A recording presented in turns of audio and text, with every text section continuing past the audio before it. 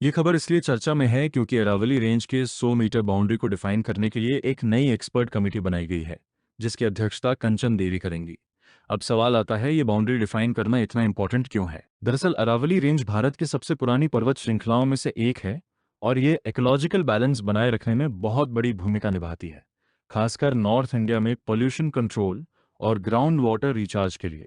अब आप सोच रहे होंगे, सो मीटर बाउंड्री का इशू क्या है? अभी तक अरावली एरिया की क्लियर डिमार्केशन नहीं है, जिसके कारण इलीगल माइनिंग, कंस्ट्रक्शन और एनक्रोचमेंट जैसी एक्टिविटीज लगातार बढ़ रही हैं। सरकार इस बाउंड्री को फिक्स करके ये तय करना चाहती है कि कौन सा एरिया प्रोटेक्टेड होगा और कहाँ डेवलपमेंट एक्टिविटीज अलाउड होंगी।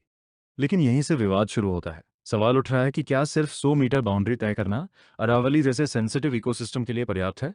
कई एनवायरमेंटल एक्सपर्ट्स का मानना है कि इससे प्रोटेक्शन कमजोर हो सकता है और बिल्डर्स या माइनिंग ग्रुप्स को फायदा मिल सकता है। दूसरी तरफ कुछ लोग कहते हैं कि क्लियर बाउंड्री होने से कंफ्यूजन खत्म होगा और गवर्नेंस बेहतर होगा।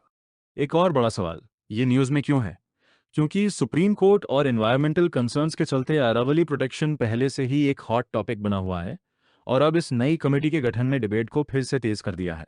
सीधी बात यह है कि यह सिर्फ बाउंड्री तय करने का मामला नहीं है, बल्कि एनवायरमेंट प्रोटेक्शन और डेवलपमेंट के बीच बैलेंस बनाने का चैलेंज है। आप क्या सोचते हैं, क्या 100 मीटर बाउंड्री अरावली को बचाने के लिए काफ़ी है या और सख्त कदम उठाने चाहिए? कमेंट में अपनी राय ज़रूर बताइए।